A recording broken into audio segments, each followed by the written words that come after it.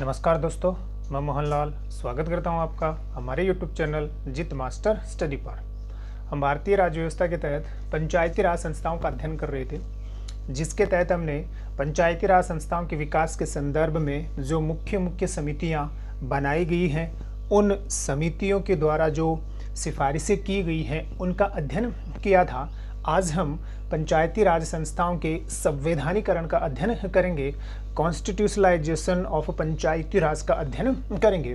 तो वीडियो शुरू करने से पहले यदि आप चैनल पर नए हो तो चैनल को सब्सक्राइब कीजिए, बेल आइकन को जरूर प्रेस कीजिएगा ताकि मेरे द्वारा बनाए जाने वाले वीडियो का नोटिफिकेशन आपको प्राप्त होता रहे। तो आज हम अध्ययन करेंगे क्या, पंचायती राज संस्थाओं का। कौन सा है? पंचायती राज संस्थाओं का संवैधानिकरण। पंचायती राज संस्थाओं का कौन सा करण? संवैधानिकरण। ठीक है ना।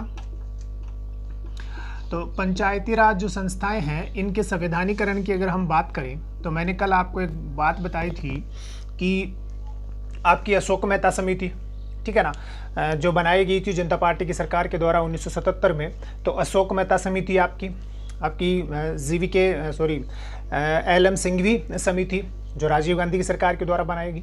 इसी प्रकार से पी.के. थुंगल समिति और वी.एन. गॉडगिल जो समिति थी। तो इन चारों ही समितियों के द्वारा पंचायती राज संस्थाओं को संवैधानिक मान्यता, संवैधानिक दर्जा देने की बात कही गई थी। परंतु जो राजीव गांधी की सरकार के द्वारा, किसके द्वारा? राजीव गांधी की सरकार के द्वारा कौन सी समिति?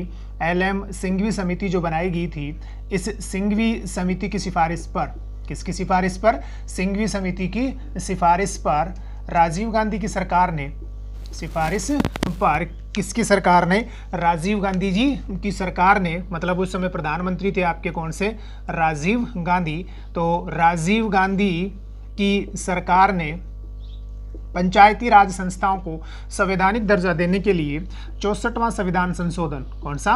64वां संविधान संशोधन 1989 कहाँ रखा? लोकसभा में रखा था।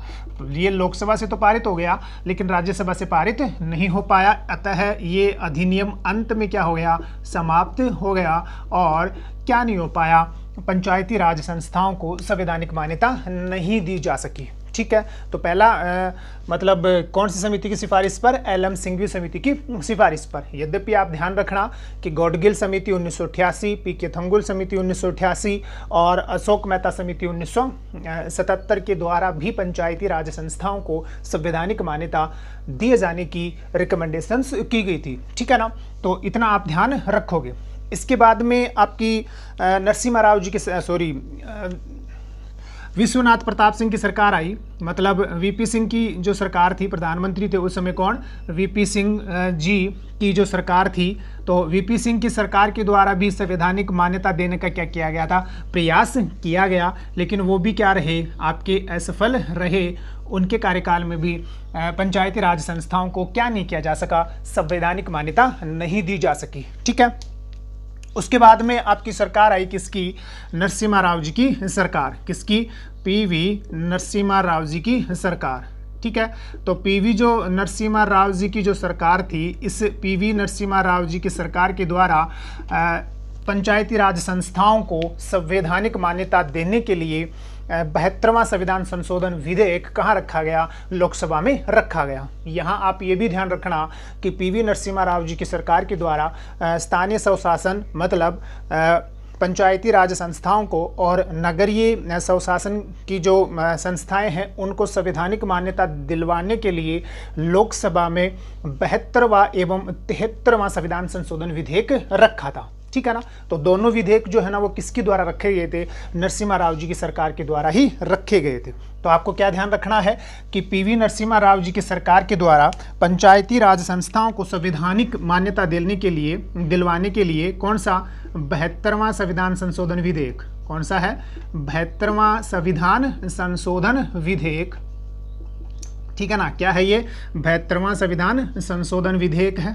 और कौन सा संविधान संशोधन विधेयक भी रखा था? 73वां संविधान संशोधन विधेयक भी नरसिम्हा राव जी की सरकार के द्वारा ही क्या किया गया था? लोकसभा में रखा गया था। ठीक है। तो क्या ध्यान रखना है कि नरसिम्हा राव जी की सरकार के द्वारा कौन सा? 72वां संविधान संशोधन विधेयक 1992 कौन सा? 1992। और 73वां संविधान संशोधन विधेयक, ये भी कब? 1992 में। कहाँ रखा गया था? लोकसभा में रखा गया था। तो कब रखा गया 72वां संविधान संशोधन? तो ध्यान रखना कि नरसिम्हा राव जी की सरकार के द्वारा 16 सितंबर 1992, कब? 16 सितंबर 1992 को 72वां संविधान संशोधन कहाँ रखा गया? लोकसभा में रखा गया था। ठीक है, यहाँ से फिर लोकसभा की जो परवर समिति है उसको जो है ना ये विधेयक क्या कर दिया गया?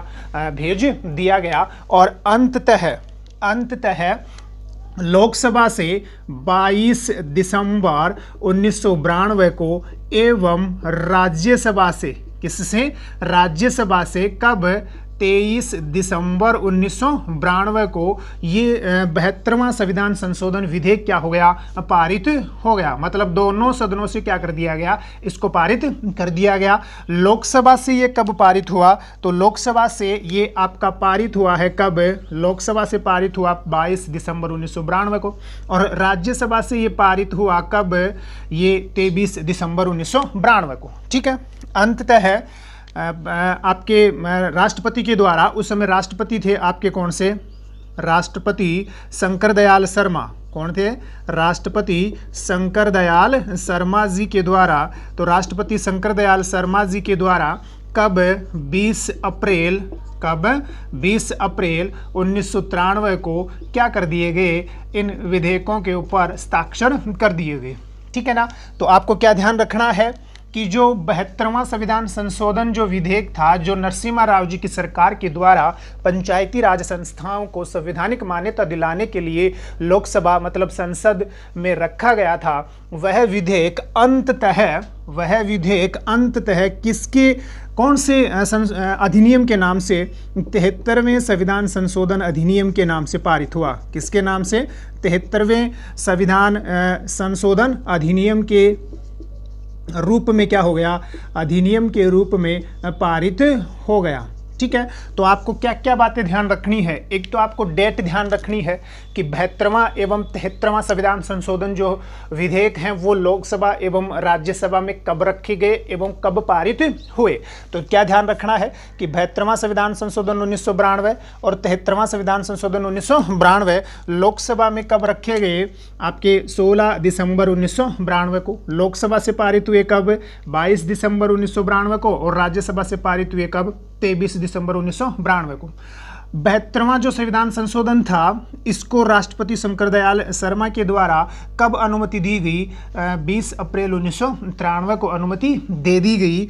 इस प्रकार 73वां संविधान संशोधन अधिनियम 1992 के रूप में आपका 72वां संविधान संशोधन क्या हो गया? पारित हो गया।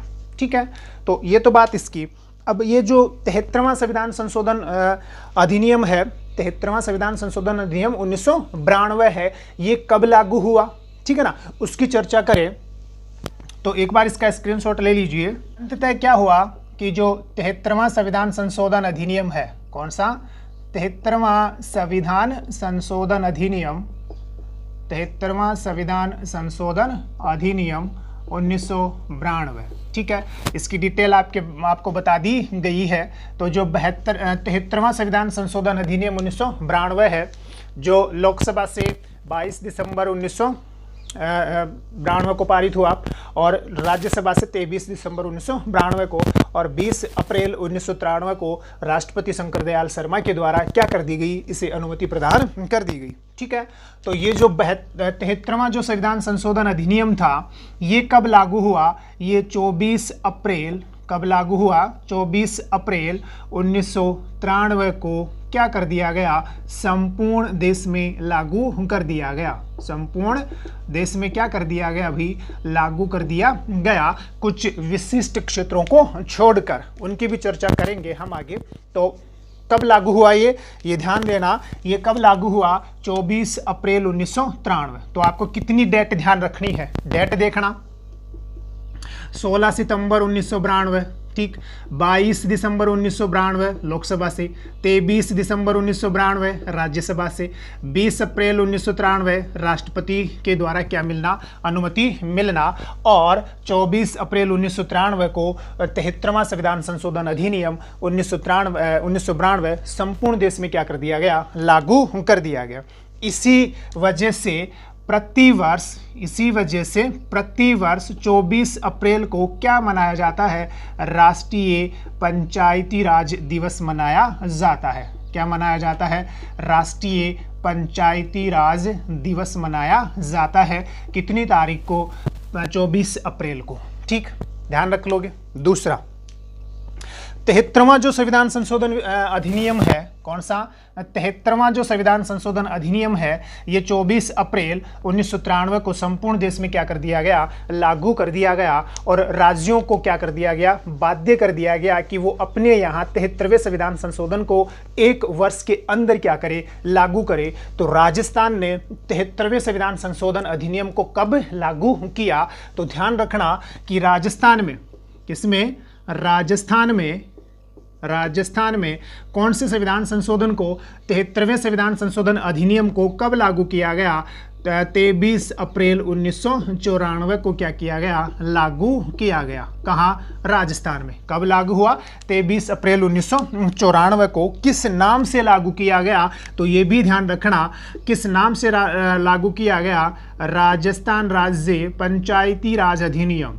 कौन सा था, राजस्थान राज्य पंचायती राज अधिनियम 1994 के नाम से कब लागू किया गया, इसे 23 अप्रैल 1994 को क्या किया गया, लागू किया गया। कहाँ, राजस्थान में।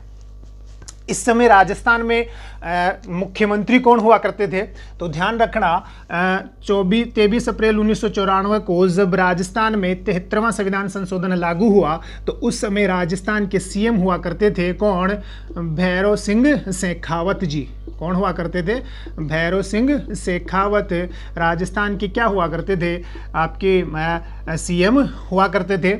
और इस समय राजस्थान के जो राज्यपाल थे वो थे आपके कौन से, बलिराम भगत। इस समय राजस्थान के क्या थे, राज्यपाल हुआ करते थे। ठीक है, तो 2 बातें आप और ध्यान रखोगे, ध्यान रख लोगे। अब 73वां संविधान संशोधन जो अधिनियम है 1992, इसके द्वारा पंचायती राज संस्थाओं को, किनको, पंचायती राज संस्थाओं को संवैधानिक मान्यता दे दी गई। तो इसके द्वारा संविधान में क्या क्या उपबंध किए गए, तो ये भी आप ध्यान रखना कि 73वां जो संविधान संशोधन था, इसके द्वारा संविधान में कौन से उपबंध किए गए, तो संविधान में जो उपबंध किए गए वो भी आप ध्यान रखना। तो क्या किया गया, पहली बात तो आपको ये ध्यान रखनी ही है कि 73वें संविधान संशोधन के द्वारा किनको, पंचायती राज संस्थाओं को, किनको, पंचायती राज संस्थाओं को क्या किया गया भाई, पंचायती राज संस्थाओं को संवैधानिक मान्यता दी गई। क्या की गई, संवैधानिक मान्यता दी गई। ठीक है ना, ध्यान रख लोगे। अब इसके तहत क्या किया गया, तो ध्यान रखना कि संविधान में नया भाग, और वो भी कौन सा, भाग 9 जोड़ा गया। कौन सा भाग जोड़ा गया, भाग 9 संविधान में जोड़ा गया। किस नाम से जोड़ा गया, तो ध्यान रखना, पंचायतें के नाम से जोड़ा गया। तो 73वें संविधान संशोधन के द्वारा संविधान में एक नया भाग, और वो भी कौन सा, 9, किस नाम से, पंचायतों के नाम से जोड़ा गया। ठीक, दूसरा उपबंध क्या किया गया, इस भाग 9 में अनुच्छेद 243 से अनुच्छेद 243 या 8 तक कुल कितने अनुच्छेदों में, 16 अनुच्छेदों में, कुल कितने अनुच्छेदों में, 16 अनुच्छेदों में किसका उपबंध कर दिया गया, पंचायती राज संस्थाओं से संबंधित उपबंध कर दिए गए। ठीक है, ध्यान रख लोगे। इसके साथ ही और क्या किया गया, संविधान में नई अनुसूची, और वो भी कौन सी अनुसूची, 11वीं अनुसूची जोड़ी गई। कौन सी अनुसूची जोड़ी गई? 11वीं अनुसूची जोड़ी गई और इसमें कितने विषय पंचायती राज संस्थाओं के लिए रखे गए? 29 विषय पंचायती राज संस्थाओं के लिए रखे गए। ठीक है, तो ये इस प्रकार से पंचायती राज संस्थाओं का क्या किया गया? संवैधानिकरण किया गया। बहुत ही महत्वपूर्ण है। हमेशा यहाँ से क्या होते हैं? प्रश्न बनते हैं। जितने भी फैक्ट्स हैं सभी फैक्ट्स का इसमें क्या कर दिया गया है? समावेश कर दिया गया है। तो एक बार स्क्रीनशॉट लीजिए। फिर हम पंचायती ये 73वें संविधान संशोधन के अनिवार्य एवं ऐच्छिक मतलब अनिवार्य एवं स्वैच्छिक उपबंधों में से ग्राम सभा का अध्ययन करते हैं। अब जो 73वां संविधान संशोधन अधिनियम था 1992 जो कब लागू हुआ? 24 अप्रैल 1993 को। और 24 अप्रैल 1993 को क्या मनाया जाता है? प्रतिवर्ष क्या मनाया जाता है? प्रतिवर्ष राष्ट्रीय पंचायती राज दिवस मनाया जाता है। कब से मनाया जाता है ये जरूर ध्यान रख लेना। तो 2010 से ये जरूर ध्यान रखना। प्रतिवर्ष कब मनाया जाता है? 24 अप्रैल को क्या मनाया जाता है भाई? 24 अप्रैल को राष्ट्रीय पंचायती राज दिवस मनाया जाता है। कौन सा? राष्ट्रीय पंचायती राज दिवस मनाया जाता है। तो ये दिवस कब से मनाया जाता है? तो ये आप ध्यान रखोगे कि ये दिवस कब से मनाना शुरू हुआ? 2010 से हम प्रतिवर्ष 24 अप्रैल को क्या मनाते हैं? राष्ट्रीय पंचायती राज दिवस मनाते हैं। ये भी आप ध्यान रखोगे। दूसरा, जो 73वां संविधान संशोधन अधिनियम था इसके तहत कितने उपबंध किए गए? इसके तहत जो उपबंध किए गए उन उपबंधों को 2 भागों में विभाजित किया जा सकता है। एक तो क्या था? अनिवार्य उपबंध है और एक आपका कौन सा था? ऐच्छिक उपबंध था। ठीक है ना? मतलब कुछ उपबंध ऐसे थे 73वें संविधान संशोधन के जो सभी राज्यों को क्या करना अनिवार्य था? लागू करना अनिवार्य था। और कुछ उपबंधों को राज्यों की स्थिति परिस्थिति, उनकी भौगोलिक स्थिति, उनकी आर्थिक जनसंख्या, वहाँ के रीति रिवाज, उनके आधार पर छोड़ दिया गया कि वो वहाँ स्वैच्छिक रूप से उनको क्या कर सकते हैं? चाहे तो लागू कर सकते हैं या मॉडिफाई करके उनको क्या किया जा सकता है? लागू किया जा सकता है। तो इसके तहत कितने उपबंध थे? 2। एक अनिवार्य उपबंध और एक कौन सा? ऐच्छिक उपबंध थे। ठीक है।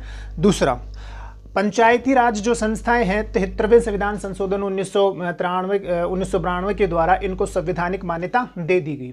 तो हम यूँ कह सकते हैं कि भारत की जो संघीय संरचना है उस संघीय संरचना के तीसरे स्तर, संघीय संरचना के तीसरे या निम्नतम स्तर पर शक्तियों का क्या कर दिया गया? विभाजन कर दिया गया, जिसका मुख्य उद्देश्य था लोकतांत्रिक विकेंद्रीकरण करना एवं प्रतिनिधि लोकतंत्र के स्थान पर भागीदारी लोकतंत्र की स्थापना करना।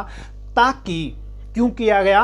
प्रतिनिधि लोकतंत्र के स्थान पर भागीदारी लोकतंत्र की स्थापना करने के उद्देश्य से पंचायती राज संस्थाओं को क्या कर दिया गया? संवैधानिक मान्यता दे दी गई। क्यों ऐसा हम क्यों कह सकते हैं? ऐसा इसलिए कह सकते हैं क्योंकि पंचायती राज संस्थाओं के माध्यम से जो ग्रामीण क्षेत्र के दबे कुचले पिछड़े आदिवासी हैं, महिलाएं हैं, उनको सत्ता में क्या मिल जाती है या क्या मिल सकती है? भागीदारी मिल सकती है। तो सत्ता में ग्रामीण परिवेश के जो दबे कुचले आदिवासी है ना, जो पिछड़े हैं, महिलाएं हैं, उनको सत्ता में भागीदारी देने के लिए 73वां संविधान संशोधन लागू कर दिया गया और इसी के तहत पंचायती राज संस्थाओं को संवैधानिक मान्यता दे दी गई। ठीक है। अब इसमें एक अनिवार्य जो उपबंध था ना, वो अनिवार्य उपबंध है आपका कौन सी सभा? ग्राम सभा। बहुत ही महत्वपूर्ण है। कौन सी सभा है? ग्राम सभा। ठीक है, बड़ा महत्वपूर्ण है। कौन? ग्राम सभा। तो ग्राम सभा, तो उपबंध देखना पहले। तो सबसे पहले तो उपबंध की यदि हम बात करें तो ग्राम सभा का जो उपबंध है वो आपके अनुच्छेद 243 क या 243 ए में किसका उपबंध है? आपके ग्राम सभा का उपबंध है। दूसरा, ग्राम सभा होती क्या है? तो जो एक पंचायत सर्किल होता है, कौन होता है? एक पंचायत जो सर्किल होता है, उस पंचायत सर्किल के अंतर्गत आने वाले जो गांव हैं, उन गांवों के जो पंजीकृत मतदाता हैं उनसे मिलकर बनती है आपकी कौन? ग्राम सभा। कहने का मतलब क्या हो गया? कहने का मतलब ये हुआ कि ये कोई पंचायत सर्किल है, इस पंचायत सर्किल के अंतर्गत ये कितने गांव आ रहे हैं, 3 गांव आ रहे हैं, है ना। तो आपको क्या ध्यान रखना है कि ये आपका कौन सा सर्किल हो गया भाई, पंचायत सर्किल है, ठीक है ना।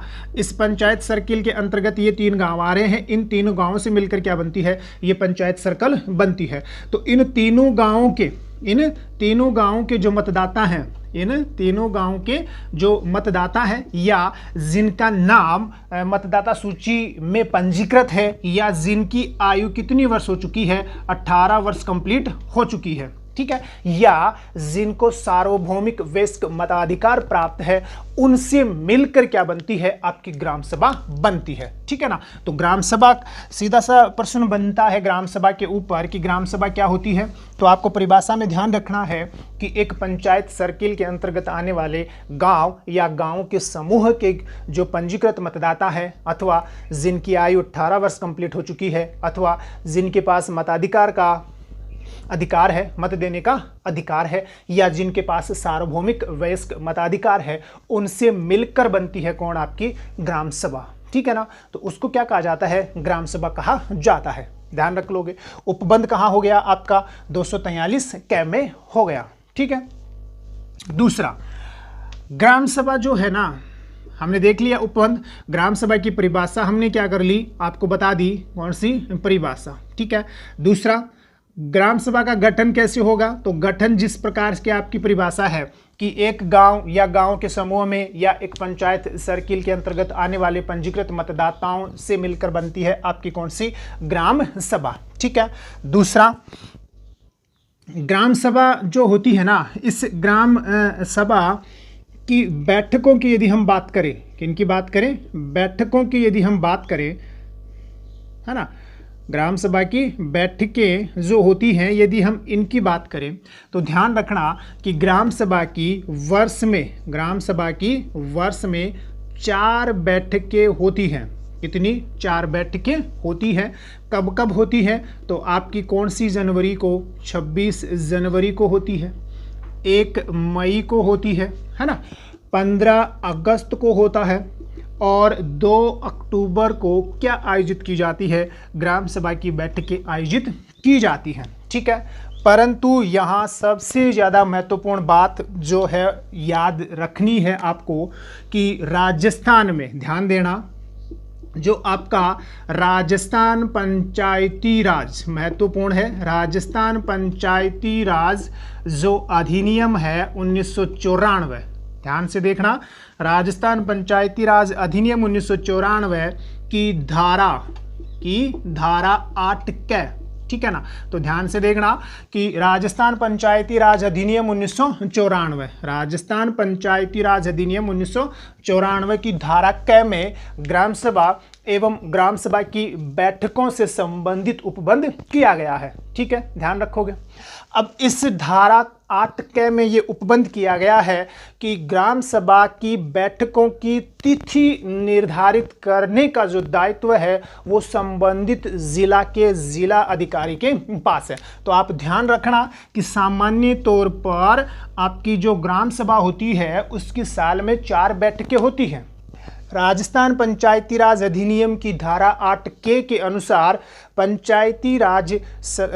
ग्राम सभा की बैठकें बुलाने के लिए जो तिथि घोषित की जाती है वो तिथि घोषित करने का अधिकार किसको दिया गया है, राजस्थान पंचायती राज अधिनियम 1994 की धारा 8 के अनुसार किसको दिया गया है, तो जो संबंधित कौन है, संबंधित जो जिला है उस जिले का जिला अधिकारी कौन है, उस जिले का जिला अधिकारी क्या करता है, ग्राम सभा की बैठकों की तिथि घोषित करता है या तिथि घोषित करने का दायित्व जो है वो किसके पास है, आपके संबंधित जिला अधिकारी के पास है, ठीक है, ध्यान रख लोगे। दूसरा, बैठकें आपकी हो ही गई, बैठक बुलाने का अधिकार, ये तो बैठकों की तिथि घोषित करने का जो दायित्व है वो किसके पास है, जिला अधिकारी के पास।